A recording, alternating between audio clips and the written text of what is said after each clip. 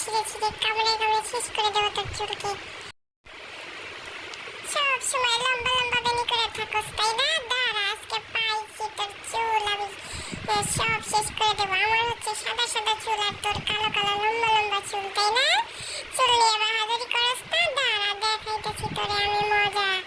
আজকে সব শেষ করে হলাম। আজকে দরকার হয় দিনে খামো না, তারপরেও তোর চুল আমি সব শেষ করে দেবো। আজকে ধরছি তো ধরছি, আজকে আর